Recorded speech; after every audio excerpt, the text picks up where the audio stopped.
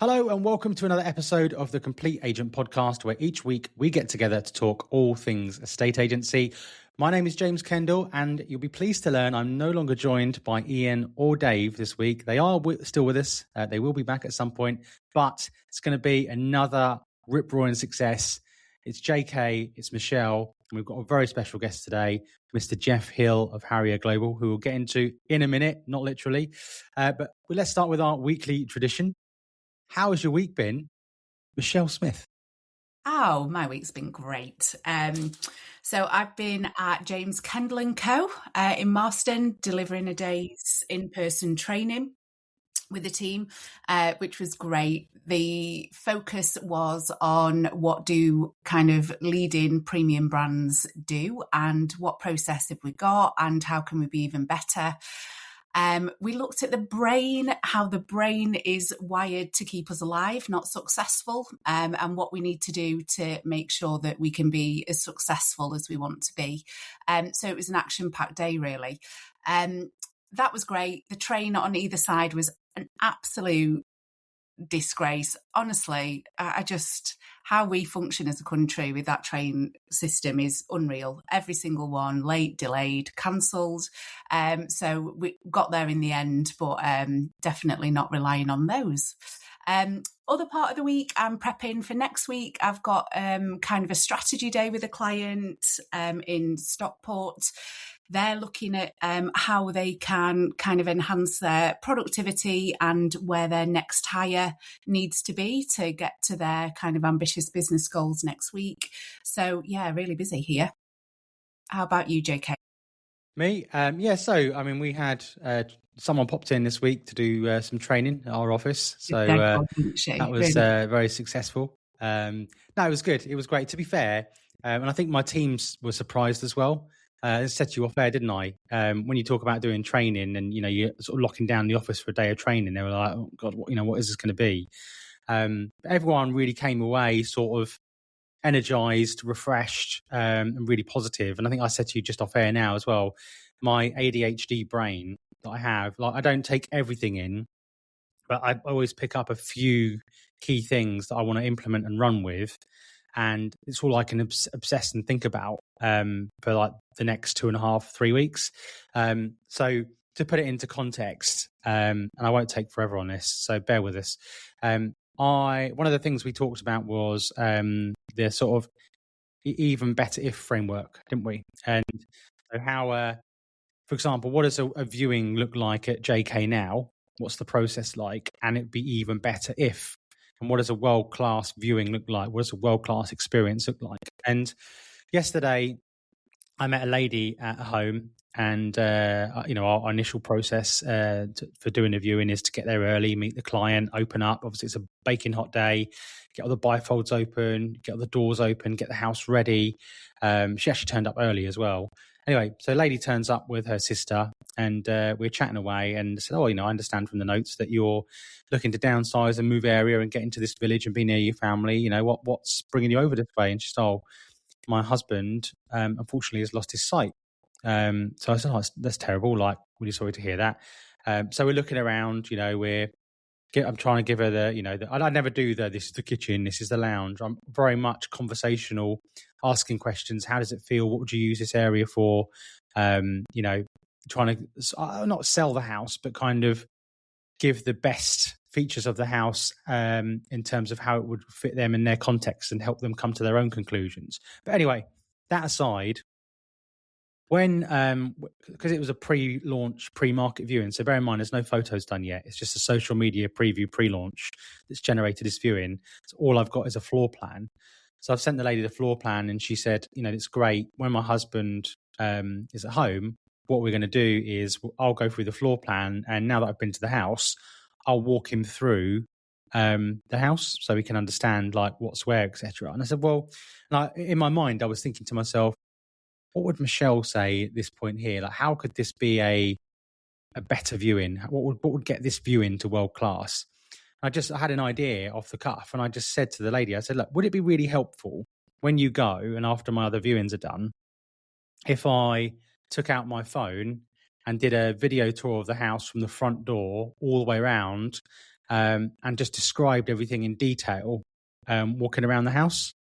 And she was like, I thought it was just got a nice normal thing to do, but she was genuinely like taken aback by it and said, that's really kind. I really appreciate that. Thank you so much. So anyway, I did that. It was about 11 minutes long. And if anybody is struggling to get to sleep tonight, I can send it over to them. Because listening to me drone on for 11 minutes about house and about the contour of the floor and the contrast of the floor, the materials and this, that, and the other, and the colours of the rooms. But I sent her a voice note just saying, look, really nice to meet you. The viewing went really, really well. And I said, look, hopefully this helps. And, we'll speak today. So we're due to speak today. But I just thought, like, the experience, I didn't sell her house.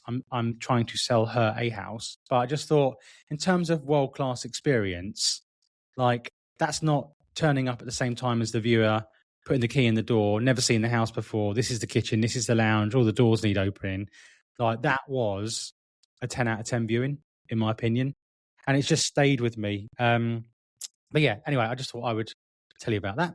And then in terms of business-wise, we've got absolutely bucket loads coming on at the moment. We've got loads of vows in. We've got loads of instructions coming on. Sales are a bit lighter at the moment. We're only on one so far, but we've got quite a few bubbling. And we've got 4 or 5 really good price realignments that are generating interest. So we've really tried to get ahead of the curve on that. So I think we'll be absolutely fine. I think we'll absolutely storm July and August, although Trump has decided to weigh in again overnight and try and ruin everything. But as it stands, I'm feeling pretty confident about things moving forward.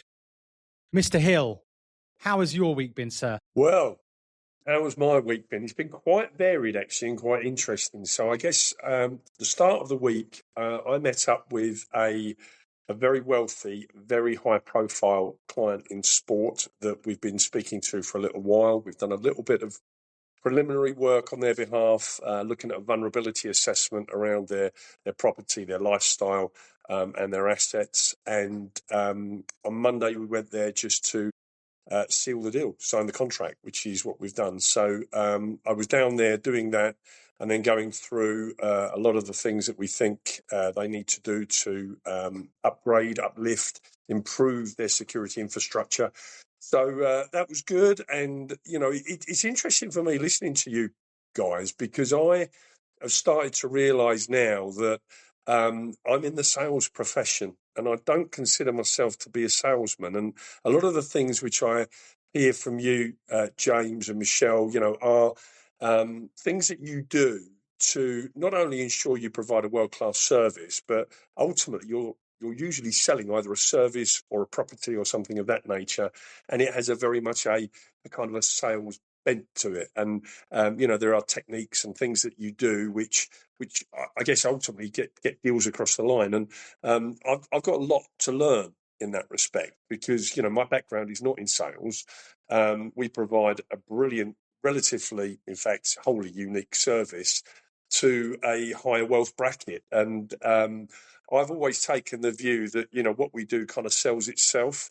And I probably need to be a little bit better at how I engage people and understand the points in that engagement and that conversation where actually this is a really important part. This is something I now need to grip and use to convert. Anyway, I reflect on that solely because I was with that client at the beginning of the week. And then I went to a conference at the Emirates Stadium. And you and I, JK, will know how difficult it is to walk into a stadium of that nature of people that call themselves champions, but in fact, probably nowhere near the standard of the team that you and I follow. But I went with it because the objective was to go to the conference, meet some people. And it was I was invited by somebody I'd met a little while ago, really lovely lady.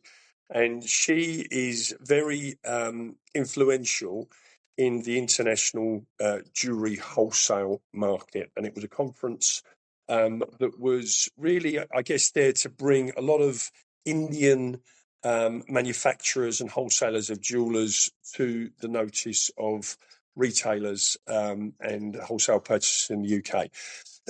Therefore, huge value in terms of some of the assets that people were looking at and interested in buying.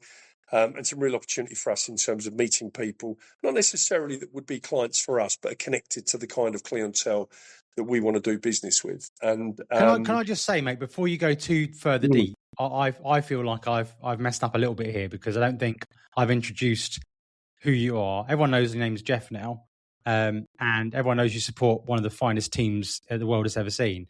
But what they don't know is who you are, where you're from, and I take that on board. So what I'll do very quickly, if everyone can just remember and soak in everything you've just said, but then let me tell you who we've got on the podcast today.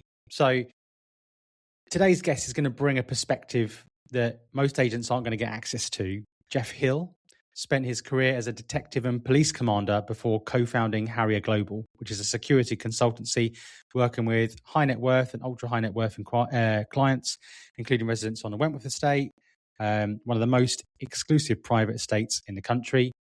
Jeff and his team advise the kind of clients we all aspire to represent as agents on the risks that come with owning and moving high value homes, everything from organised crime targeting prime property to what buyers and sellers unknowingly give away during a sale. So if you work in the mid to high end market, this conversation is going to change how you think about viewings, marketing, client care, everything. So Jeff, I know you've just spent 2 minutes talking to us, mate, but welcome to the show. Smooth, JK. Always a pleasure to work with an experienced host. So. Well, that's it, mate. That's it. I know. What the chat GPT's going on here? Sorry, mate. Right, go on. Let's go. The gold. Talk to me about the gold. Okay, yeah. So I'll finish off about that, and then maybe as we go on, I can tell people a little bit more about what we do. But yeah, so it was a great networking opportunity for us, and I'll come back to that at some later point, because I've learned a lot in business in the last few years, particularly about the importance of your network. And then yesterday, I was due to go back, but I thought, to be honest, I'd done as much as I was going to do on the first day, and I really could have done with a desk day, which is what I did yesterday. So it was a combination of catching up, doing a bit of work, taking people's houses down, believe it or not, offline, right move on the move market, etc., etc. So I was doing a number of things, and also trying to keep my garden alive in the evening, which was probably the priority of the day.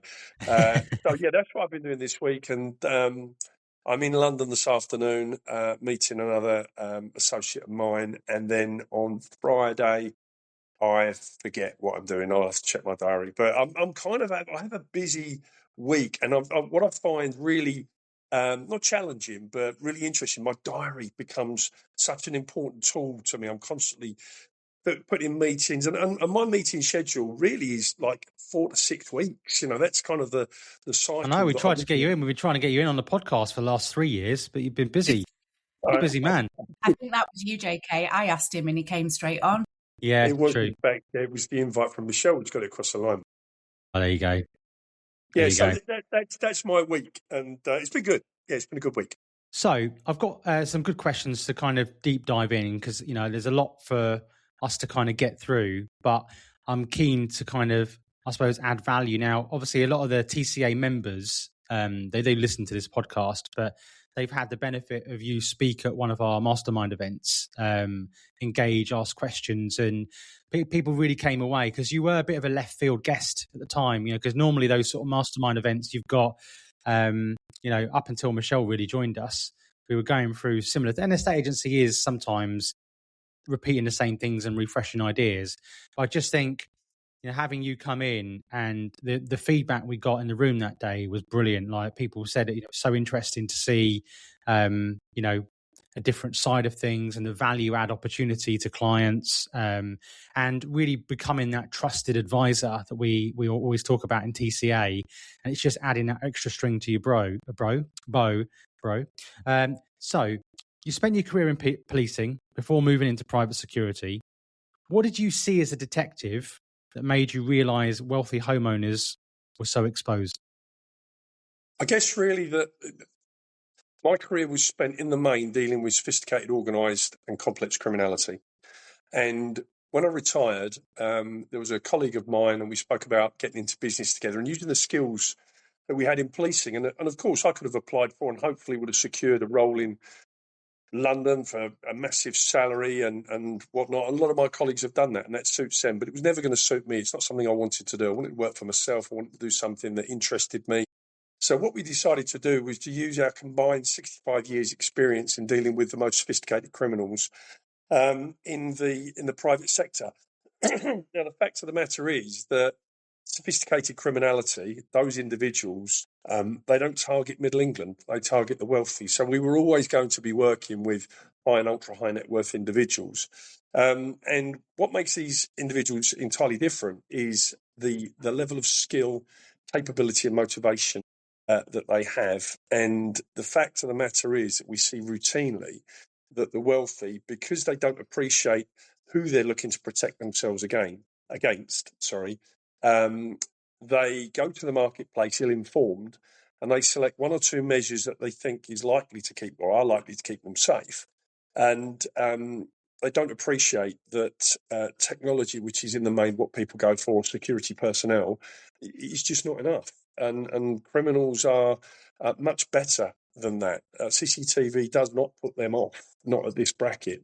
So it really is about ensuring that you've got a layered, blended infrastructure that really does work with your lifestyle and keeps you safe, because criminals see the gaps, which is what we do. And we often refer to criminals at this level and the way they operate like pouring a bucket of water over uneven ground. They'll find a route through, and they find the route through by understanding and exploiting vulnerability. And clients don't see that. We do, because we look at clients in the same way that criminals do, and we understand why those vulnerabilities exist. So I guess what we do, which makes us very, very different in this space, is that the methodology that we use is that we target our clients in the same way that criminals do. So we build profiles of them from what we can find in open source. We read articles about them. We'll research their family. We will look at their properties online. We will do Google Street searches. We do everything that criminals do in the preparatory phases. We will then do a reconnaissance of their property, all with their knowledge. And then we continually ask ourselves the question, how am I going to do this? And if this is in place, how am I going to overcome that? What am I going to do now, which means I can either avoid or overcome this particular security measure? And therefore, what's next? And it's all about a series of safety nets. So that's pretty much what we do. And that's what we brought from policing, I guess, to the private sector, is understanding how criminals think, how they operate, and how they make decisions. So, we are well placed to counter the threat that they present. So here's a question then. So who is a typical Harrier Global client, and what are they most worried about? Great question. Well, firstly, they're wealthy, high or ultra high net worth. They will live in affluent areas. Often they'll have properties abroad. They'll have the trappings of wealth, nice cars, jewellery, holidays, great lifestyles. In the main, our client base started out with high net worth, low profile individuals, people who have made their money through their business and their intellect. And in the main, they are easier to deal with, because in many respects, you don't have to spend a huge amount of time helping them understand what the threat looks like and the implications of not actually countering it. More recently, we've done a lot of work with high net worth and now ultra high net worths who are high profile individuals in the worlds of sports and entertainment and things of that nature. And sometimes they are a little bit more difficult to deal with, because particularly when you're talking about professional athletes, they're usually quite young. Particularly the male athletes are very hedonistic, and they will spend money on things that they value. And they often link value to things which are visible and tangible. So what we do is that we provide a consultancy service. And so helping them understand the value in what we do is sometimes more difficult than it is for those people who have made their money through their business, because young people often think it's not going to happen to them, and then want everything that you can provide when their friend's been a victim and they've decided that they don't want to be a victim themselves and they want it like yesterday. So what we tend to find is with those individuals, you spend a lot of time warming them up, and all of a sudden it's go, go, go, go, go. because now they've realised and seen the threat. With others, less so. And of course, we also work with people who have become victims, and through partnerships that we have, we get those individuals referred to us through those individuals who already work with them and provide them with service at that high net worth bracket. So when it comes to relating it to a estate agency, so one of the processes we've got properties that we would regard as, maybe prime and super prime in-house here, is we do things like proof of funds checks and ID checks before we will allow a viewing to happen. So we want to see, where they've got the money, and B, we want to see IDs and verification before we do the viewings. Our criteria in-house is sort of $1 million plus. From a outsider's perspective, what do you think agents should be doing to vet viewers on homes, say above $1 million? Like, is ID checking at the door enough, or there's a lots that don't even do that, and naming a number. Like, what do you think should be the gold standard? Are you saying in terms of ensuring that criminals are not viewing high-end houses, or are you looking at it from a slightly different perspective?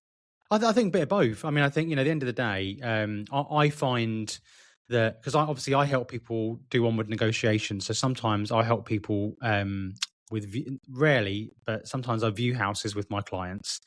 And when I'm sat next to them and they're booking a viewing, I'm always amazed at how scant the detail is with the other agent. So, for example, we'll sit there and they might go, right, oh, hi, my name's Jeff. I'm interested in viewing this house on, I don't know, Acacia Lane. It's 1.5 million. Can we come and see it? The agent says, yeah, no problem. What time do you want to come? Yeah, Saturday, 1 o'clock. Brilliant. Okay, just take your phone number. Yeah, great, brilliant. All right, I'll see you then. Now, if I was a mastermind criminal, that would be perfect for me, because Absolutely. I could give a burner phone, turn up to do a viewing, or send somebody else to do a viewing with a burner number.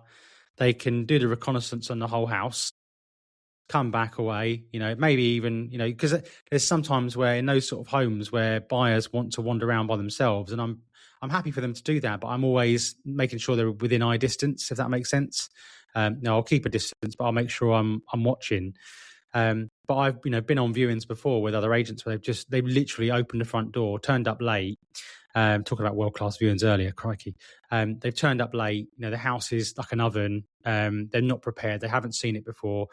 And they've literally just opened the front door, looked at their mobile phone and said, yeah, help yourself, go. So from a security perspective, I appreciate this is probably the extreme, but in that scenario, you could wander around filming everything with your mobile phone if you're not being followed by the agent, and do your reconnaissance, look at, where the easiest way in is. Obviously, you've already got the floor plan and stuff online, but, a video of assets and what's inside and where to attack it from. And you can actually see it in real life. That is obviously, not even, it's not the standard. That is probably the extreme, but it does happen. What would you say a world-class secure perspective should be from an agent's point of view? Like, what would you perceive that they should be doing, even at the point of booking the viewing and then actually doing the viewing? Well, I think firstly you're in the wrong job, JK. I think maybe you should switch to the darker side, because you think in a very, very dark way. But no, you're absolutely right. And sophisticated criminals at that end of the business, they will be asking themselves the question, where are the opportunities here? And if a property is up for sale, why would they not consider having a look around it? Now, that might not be the individuals that ultimately commit the crime, but it might be part of an organised criminal group that looks to access the property to do a better close in-house reconnaissance to see exactly where the master bedroom is, if there's a safe, what it looks like inside. So you're absolutely right. And I think there's two elements to it. One is the process, and one is the gut feeling. And, you've already identified yourself that agents that are the kind of individuals that don't prepare properly and take a very lackadaisical approach to the viewings are the ones that potentially are exposed in this situation. First and foremost, it's in your interest, surely, to ensure that a potential buyer who's going to view a property has the funds and the means to which to buy it, because otherwise everyone's wasting their time. So there is, of course, some work, some upfront work that needs to be done within reason, because people don't want to feel like they're being interrogated, to ensure that the individual is who they say that. And, particularly if you're looking at prime and super prime property, then absolutely ID checks. You probably want to see passports, and legitimately you can turn around to these individuals and say, look, this is a very valuable property. It's a wealthy client who lives here. We need to make sure that you are who you say you are, and you're here for genuine and bona fide reasons. So I don't think there's any issue with that at all. And so there is something about the process that agents go through to ensure that they vet in some way the potential buyers, or certainly the people who are viewing the property. But the other thing is this gut instinct thing. And I would talk about this because I've been in the police for 30 years. And, there is a gut instinct that you have about people. But we've all got it. And, you read people and sometimes you think, there just isn't something right about this person. Well, if that's the case, then you're going to delve a little bit deeper and just try and probe a bit more, find out about, not just who they are, but where they say they live. Ask a few questions about it. Do your own research to see if they're actually giving you the right address and what have you. But ultimately, it doesn't feel right. It probably isn't. And, if you are a quality agent, I am sure that people who are buying a property through you will understand that you're representing the interests of your client, the vendor, and you want to ensure that the people going round are there for legitimate purposes. So absolutely, the issues you've raised there are bang on, and agents should be doing that. I think, Michelle, there's a good chance for you to jump in here as well, because one of the trainings we did this week was about the brain. Yeah. And that gut instinct. So I think there might be a nice little value add there for anyone listening about the gut brain and the head brain and this, that, and the other. Do you want to just elaborate on that a little bit? Yeah, absolutely. So one of the coaching modalities that I'm trained in is called MBIT, and it's about your multiple brain intelligences. So we all have a head brain, we have a heart brain, and we have a gut brain. And they're classified as brains because they actually have neurons, so they fire and wire together. Now, your gut brain really is what would be responsible for intuition and action, and emotion comes online earlier than logic. What tends to happen, and the reason why I put this in a lot of training, is we get really embedded in a process. So it becomes habitual. So, the process that we have at X Agent is we do X, Y, and Z. Now, when you're just operating from that logical process, you can take your intuition offline. And I think it's one of our most valued resources in relationship building, in business. So, I'm like nodding away, Jeff, when you're saying, you've got to listen to your intuition. If something feels off, generally you're right. So that's when, you need to go in deeper and investigate further. We had an instance actually at an estate agency where we had somebody who wanted to view 1.5 mil house, gave his address. It fell off. When we checked, his address was like not a great property, miles and miles away. So when you looked at kind of what value that property would be, it was probably under 100 grand. So that doesn't mean that that person can't afford the 1.5 million pound house. But what it does mean is we need more questions. There needs to be, more things asked and unearthed to really understand, the process and what's happening. So, I think intuition is absolutely key. I was just going to say a couple of things on just a deep dive, not really a question as such, but I think it's a statement that is fairly obvious. Is obviously we use professional photography, video tours, drone footage, all to sell houses. There's obviously a line between great marketing and a burglar's shopping list, because you see some houses where I've certainly seen them online before, and somebody's got a picture of, like, let's say the principal bedroom or the suite or whatever, and on the side of the bed cabinet, they've got, like one of those watch things in there with that kind of winds all the watches up. I've got an Apple Watch. I'm not posh enough to have a Rolex. I don't see the point in this country, to be fair. We could probably dive down that later on. But I've seen that, and I've thought to myself, like, as the agent, surely you look at that and go, you're just asking someone to have a go. not even in the house, like, and have a go at nicking them in the house. But you've also said, right, the person that lives at that house has got an expensive watch collection. And even if I don't get them in the house, there's a good chance when they pull off the drive, we can follow them to work and take them off the road and take it off their wrist. And I know you say, like you say, Jeff, I think in quite a dark way, but I always think I think it's probably being around you guys, because as I say, the majority of my friends are either police officers or ex-police officers. And, I think I am now kind of everything I'm thinking, like I'm always thinking, how do I protect my client? How do I protect myself? Based on the knowledge that I'm lucky enough to have gained from being around you guys. So have you, here's a question in itself, Jeff. Have you ever seen any cases where a property transaction itself was the route in? So, has someone impersonated someone, like any diverted deposits or criminals posing as buyers? I think there was quite a high profile case, wasn't there, in Surrey some time ago? I think it was in the news. But is there anything you can think of that comes to mind that would really add value to agents and really get them thinking about how they can protect their clients?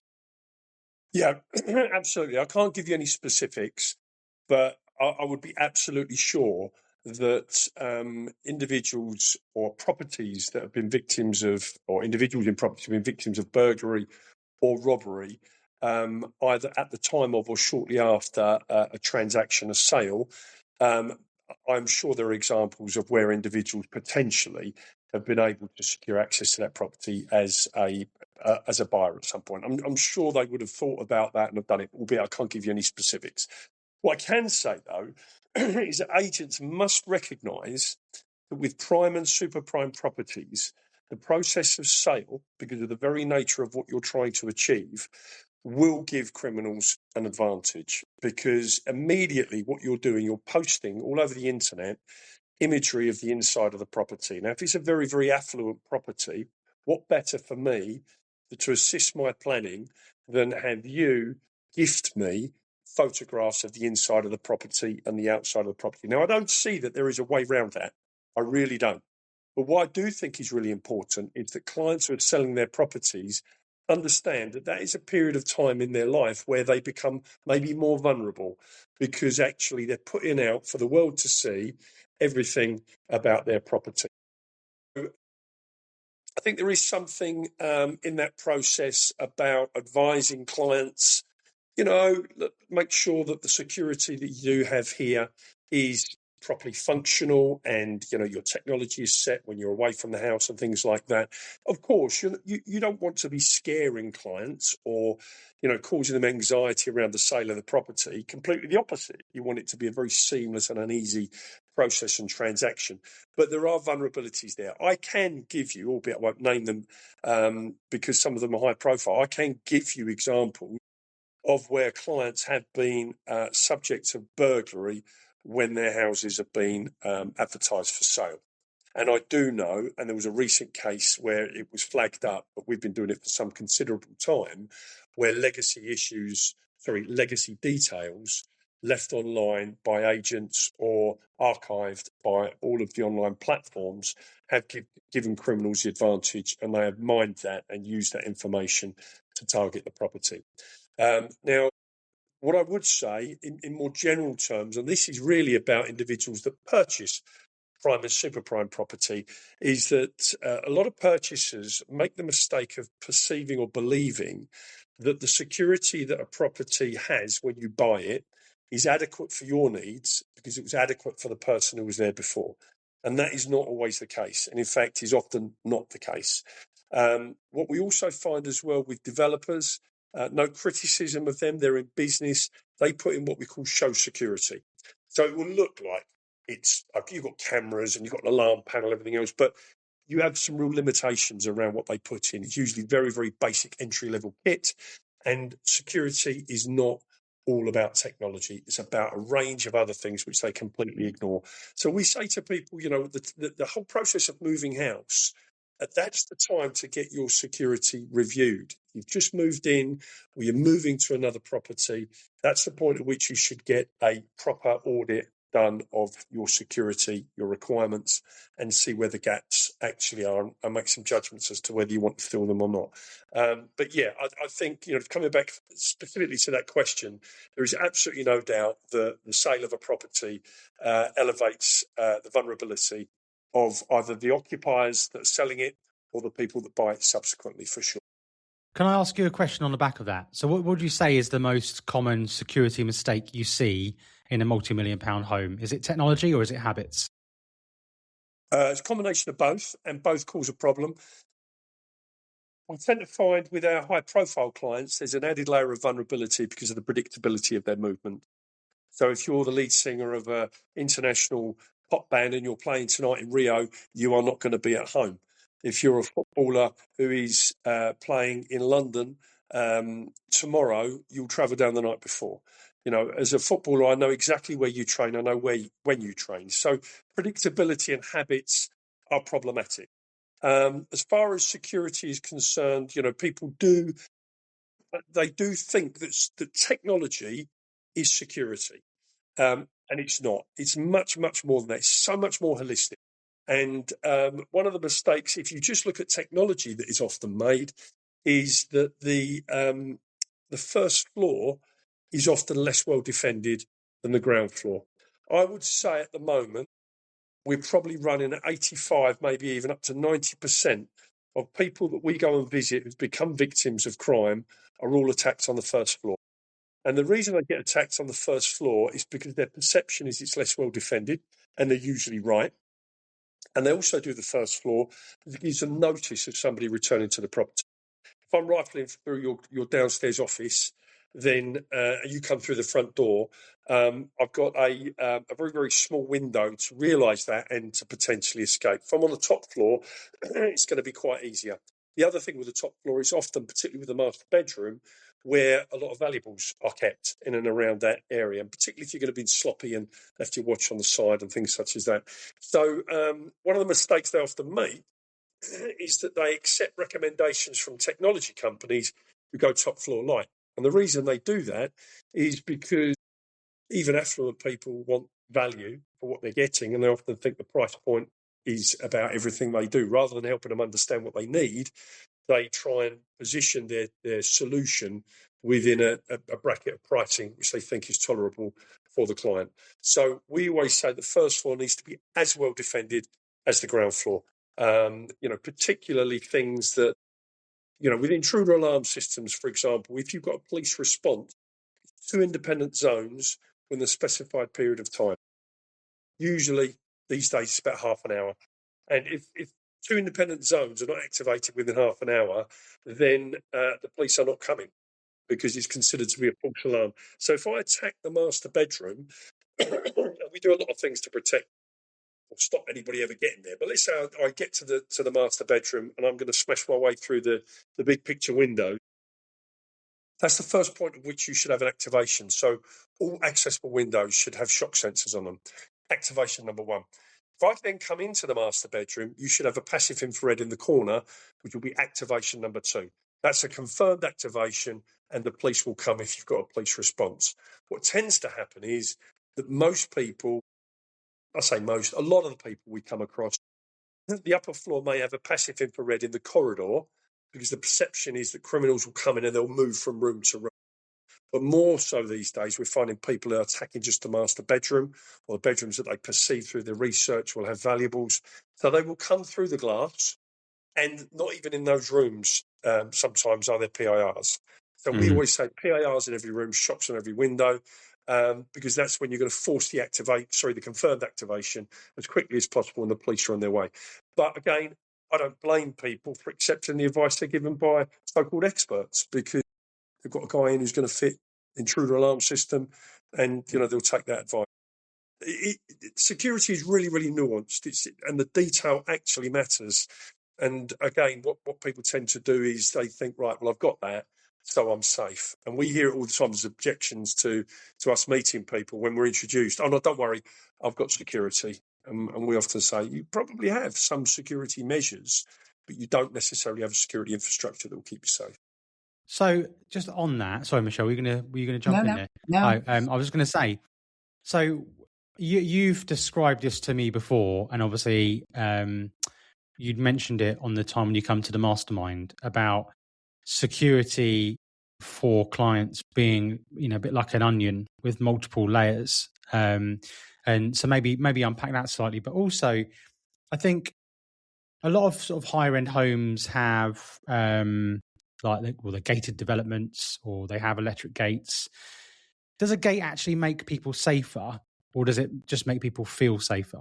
That's a really good point. I mean, some of the gated communities that we work in do have obviously fences all the way around. Some have patrolling security personnel.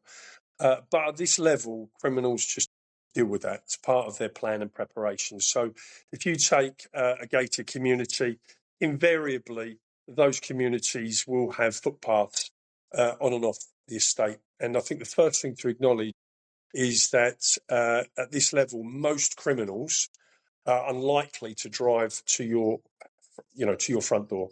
So if you live in Ascot with a mile-long drive, or whether you live in Kensington and you front onto the road, they're not going to be parking outside your house. The only time that usually happens at this level is when somebody is going to get kidnapped, and that's quite rare because they need immediate access to the vehicle.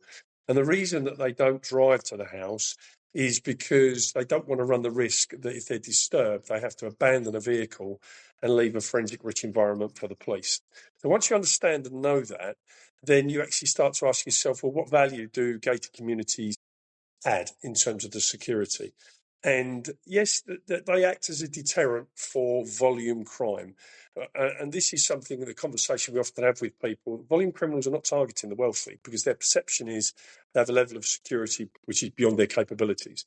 But serious criminals are, and they are not put off by things like gates and security patrols. We work with some Premier League football players, and some Premier League football clubs provide patrols for their players to go around their houses. Well, the first thing I would say is the opposition know this, and they'll wait for it to arrive, and they'll wait for it to go, and they'll know they've got at least another hour and a half before it comes back. And arguably, potentially, if they're turned on, and they should be, they may well just loop on behind the car and follow it around and find out where every player in the first team squad lives, because they know how it works. So I think there is something about security patrols and gates that do deter some calibre of criminal, not the higher end. They give a sense of reassurance, and that is important. But it's also important to feel reassured, but to be savvy and not be complacent. The last thing I'd say about gates, which is quite interesting, I mentioned there about vehicles turning up, or when criminals drive vehicles to your house, they're not going to park near your property. So we then ask ourselves the question, well, what about security gates? People talk about security gates at their house. Well, if people are not going to drive to your house, why do they provide security? Well, they're there for two reasons. The first is if you don't have them, I'll walk up your drive. And the second reason is they're there to present a barrier should I come specifically to steal one of your vehicles. So if I want your Lambo or your Ferrari, and there are criminals that just specialise in vehicles, then your gates are there to present a barrier to me taking that vehicle. Well, then ask yourself the question, why are they always set up that you need security to go through them? But when you drive out from your house, you drive up to the gates and they just open. So, again, it's a bit of detail. It's understanding why they're there, why they should work, and actually you're just defeating the object. So they have to be set up in a slightly different way. So it really is about just thinking through practicalities and what's going to happen in the real world, what will criminals do, and how do you counter the threat they present by interfering with their process. So there's something I want to come back to in a minute, which is where we talked about the clients that you represent, and you mentioned really early in the conversation about networking. So I just want to park that for a second, because I just want to kind of cap off the security side before we just dive in really quickly into the networking and business side of things. How much do you think an agent should know about a client's security arrangements? And also, how do you have that conversation with them without alarming them? I think agents should have a really, really good understanding of the security of the property that they're selling. Because more and more now, certainly with the people that I'm dealing with, security is really important to people. It's a really great selling point. If you've got great security and you're selling a house for £4 or £5 million, the people who are moving in there are going to be concerned about their security. They're going to want to know and understand that they're going to be kept safe, and they're buying a property that has a level of security, whilst, as I said earlier, it should nevertheless be reviewed. So I think it's absolutely appropriate for agents to understand that, because you're going to be asked the question if you're operating in a particular bracket, what's the security like? And to be able to turn around and say, oh, it's got, to turn around and say it's got CCTV and alarm is a very basic response. To be able to turn around and say it has a security infrastructure consisting of this, and this, actually it shows that you have a depth of understanding of knowledge, which is probably even beyond theirs. And it's a really good selling point for people who are selling properties. So I think it's something that agents should be inquisitive about. How far do you go? Well, I think certainly with vendors, you should be helping them understand it's a really important selling point for their property. So it's right and proper that you should understand what it looks like. And for clients that are buying a property, I'm guessing it's part of that fact finding. What's important? What the red lines for you? Is it the school? Is it the location? Is it the communication links? What about the security? For some people, this is a real big issue. So I think understanding both from a purchaser and a vendor's point of view, their attitude to security will help agents be better at their job. I've got no doubt about it. So I think that's a load of value there in the last sort of 40 minutes in terms of security, etc. One of the things that I believe you're excellent at, and I think it's stood you in good stead, obviously you know your stuff back to front when it comes to the security side of things.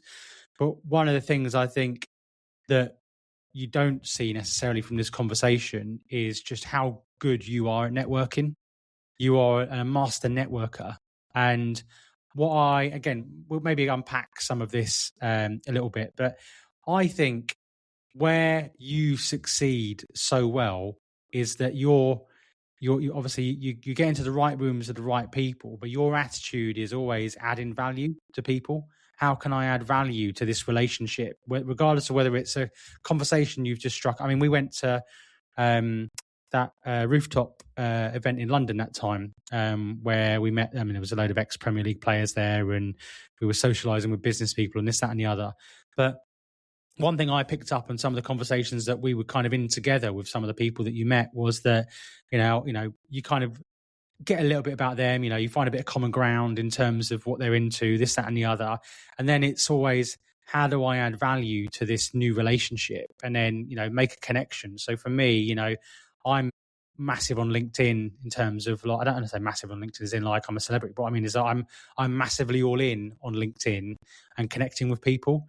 Because I just feel like, you can become the guy. So, whereas you are the security guy for high net worth, ultra high net worth, sports, entertainment, like you've become kind of recognized in the right sort of social networks and even off social network spaces where people actually want to be in a room with you and hear what you've got to say, because of who you've worked with and who's obviously referenced you.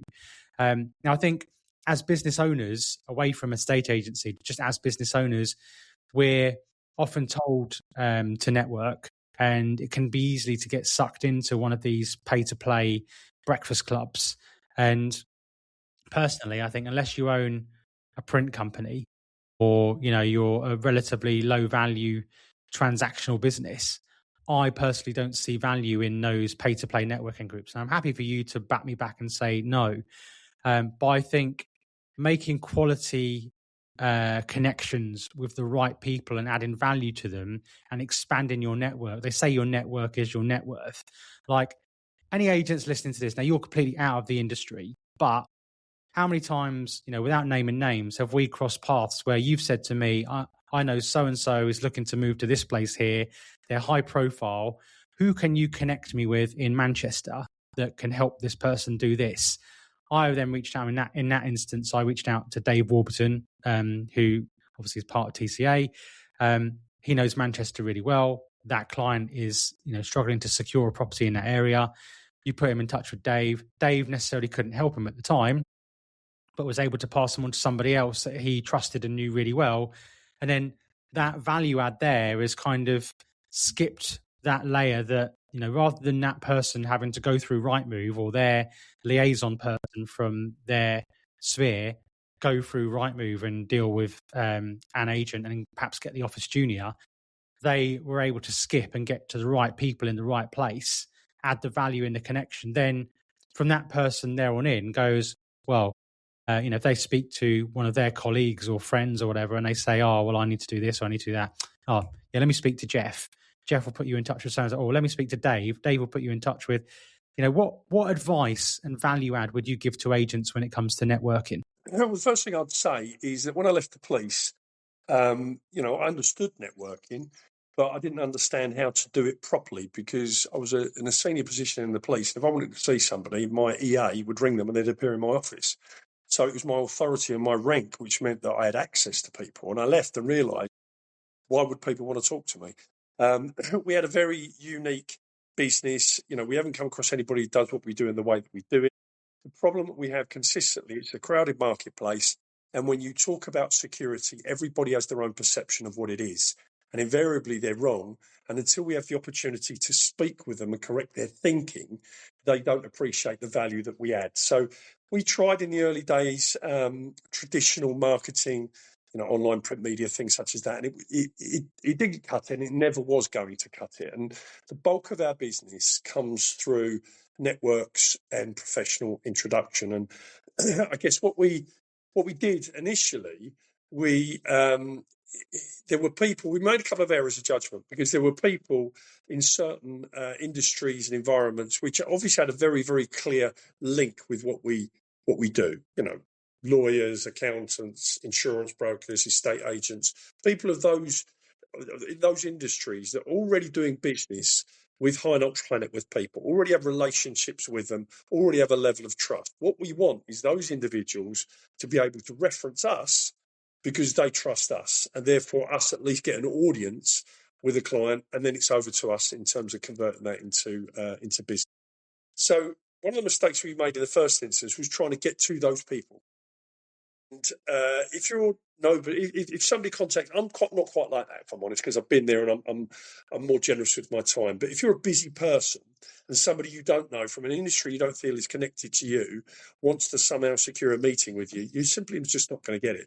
So the first thing that I would say is don't set yourself, completely lock in on the prize. Step down a layer or two. And we learnt this through all the work we did over the years in undercover policing and things like that. Never target the boss of the crime family, always target the courier or someone like that. Build those relationships so they introduce you through the organisation, and eventually you'll get to meet that person. And ultimately as well, it's not about, hello, James, how you doing? Let me tell you about how amazing my security consultancy is. Can you introduce me to your clients? Obviously. But in a very basic way, that's what people tend to do. So, of course, you're going to be meeting people and you're meeting them for business, but it really is, and I'm not teaching anybody to suck eggs, everyone knows this, it's relationship first. People have got to like you. If they like you, they'll give you what you want. That's the key. So I spend a huge amount of time really just, trying to ensure that when I meet people that actually I'm the best version of myself. We talk about business, obviously, but I want them to leave that meeting thinking, well, he's a top guy. And I want them to go to work for me. If I just tell them what I do and they leave, and I've had it because I've made those mistakes, and people have said, you know what, Jeff, any of my clients ask me about security, you're the guy I'm going to recommend. And I think we're probably never going to have another conversation because your client's not going to turn up and ring you up and go, I know that you do my accounts. I'm just telling you, I've got a real security anxiety. It's just not going to happen. What you want is you want to be in a position where those people love you enough that they can then go away and they think and go, do you know what, that client, I reckon he's just moved to that big house. I reckon he'd be interested in speaking to Jeff, and be proactive and pick the phone up and make the call. And that's what comes with that personal relationship first. So we've done a lot of that. We've targeted the industries where we know people work with the caliber of client that we want to work with. I use LinkedIn entirely differently now. When I first started, my LinkedIn was all about connecting with people. What does that matter? I get their feeds, they get my feeds. I wasn't doing much on LinkedIn. It really wasn't adding value at all. So I started to use LinkedIn slightly differently. Firstly, I started to get a little bit busier on LinkedIn. actually, when people looked at my profile, they could see that I was relevant to the industry and busy. And the second thing was that where I was looking to link in with people, I wouldn't straight away sort of like, bang, can I sell you X? That's not what it's about. But I would often, and still do to some extent, say, look, is there any chance we can meet up for a coffee? 30 minutes of your time. I'd love to know what you do. So that actually I can represent your interests with my clients. And at the same time, I think it'd be really, really useful for you to have an understanding of what I do. Because if we're linked in together, it means nothing unless we understand each other's business. And so I do a lot of meets and greets and coffees and what have you, and sometimes follow those up. And some people drift away and other people you build longer and deeper relationships with. So I use LinkedIn entirely differently. And what I find these days is I'm getting now, whereas it used to be very proactive from my side, I'll be the one reaching out. I get a lot more people now reaching into me and, wanting to link in. And I'm looking at them thinking, these are exactly the kind of people I want to talk to, but I didn't even know you existed. So clearly I'm starting to be successful in that networking space because people are starting to come to me. Lastly, networking events, pay to play. I think it very much depends on what the pay to play looks like. I don't pay to play at the moment. I've been asked to be involved in a couple of very kind of high-end, high net worth service provider kind of networking groups. I've been a guest at a couple of them, and I still think, do you know what? This room is full of people who all do the same thing. And whilst I'm going to be there in my capacity, and I probably would be the only people from a security point of view, it's almost a competitive horse trading platform. People they're all competing, they're trying to meet new people, and it's quite uncomfortable in some respects. So the networking events that I tend to go to are usually the ones that come from the people already in my network. The people who say, I've got an event on, Jeff, I think it'd be really good. Or I meet someone, I met somebody last week, a really, really great high-end wealth manager who said, Jeff, I think you'd be brilliant for, a couple of our events. We've got a couple of events coming up. Why don't you come along?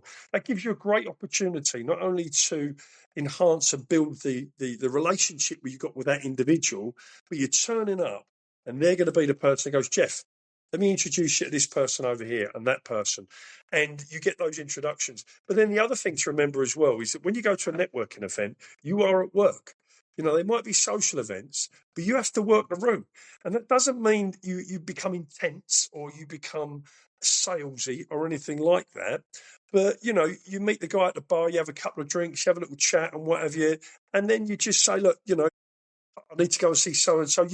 You try and get the most, you squeeze the juice out of the orange. And that, as I say, but it's a balance. You can't come across as intense. You can't come across as flighty. Oh, I've met you now. I need to meet somebody else. But you do need to appreciate this is an opportunity. Don't just stay at the bar getting pissed with a bloke you've just met because you really think he's a good bloke. You know what I mean? There are other people in that room you haven't met yet who could be even better. So try and get as much out of it as you can. So networking, I guess to summarise, really is the key to our business. I spend probably at the moment 50% of my time is networking. I'm going across to London this afternoon. I'm meeting a guy that I've already got a relationship with, but then I'm meeting somebody new for a coffee, and I'm in London probably 3 times a week. And that's not because all of our business is in London, but a lot of people who provide service to high and ultra high net worths are. We do work up right across the country, and I'm just about to book in a couple of days up in the northwest, and I'll catch up with a number of people I know while I'm up there, and I might get the opportunity to meet a few more. So, networking for me is absolutely. Yeah, perfect. So before we wrap up today, Michelle, is there anything you want to add or ask before we wrap up? No, do you know what? Every time I meet Jeff, and this is why he's so successful at networking and what he does, he's just such an interesting guy. Like, I want to have a drink and then I want you to tell me about all of these things. And don't shatter my illusion. Do you have an earpiece? Do I have an earpiece? I want you to have I see like a 007 earpiece on you, Jeff. I think that you need to have. I used to, years and years ago, I used to run a surveillance team and I had an earpiece then, yeah, but I haven't done for many. No, perfect. Well, look, mate, just before you go, can you just let the people know where they can find you, like where it's best to go to if they've got a security concern with a client, or they want to introduce you to someone, or maybe they want to just bend your ear for 5 minutes and say, look, for this client, I think there could be a security concern or a chance to add some value to a client they're going to, where, because I know before for us, and I'm sure you do it for others as well, if they've got a client, have a sort of no obligation chat with them over the phone about their concerns. How do they find you if they're listening to this? Brilliant. Thanks, James. Well, first of all, obviously you guys have got my contact details. So if they remember nothing from this other than to contact you, they'll get to us. Our business is Harrier Global Limited. We do have a website. I am on LinkedIn. I'm also on Instagram. Harrier Global is on Instagram. Albeit I haven't maxed that out maybe as much as I should. I can be emailed at jeff@harrierglobal.com. And that's my Jeff with a J, by the way. You're Jeff with a J. J-double-F. At harrierglobal.com. And for those people that want to contact you, then obviously, or go on the website, you could secure my telephone number if you need to speak to me. And just to reaffirm what you said there, I'm happy to speak to anybody. And I don't just mean clients. I mean people who just want a bit of advice, want to steer. Just give me a call and I'll happily give you my time. As far as clients are concerned, more than happy. We work across the country. I've got clients in Newcastle. I've got clients in Sandbanks and everywhere in between. So if you've got a client that has got some concerns, I'm happy to speak to them on the phone. Equally, I'm very happy to go and see them, explain what we do. It doesn't cost them anything for a conversation. And then, we can have a further conversation with them if they want to employ us in one capacity or another. So we're easy to get a hold of. We're very easy to do business with. And I'm more than happy if people want to just give me a call for a chat. To give them my time, so please feel free. Perfect. Well, thanks ever so much for giving up your time to go on. It's been a great episode. And everyone for listening, thanks so much. We will see you next week.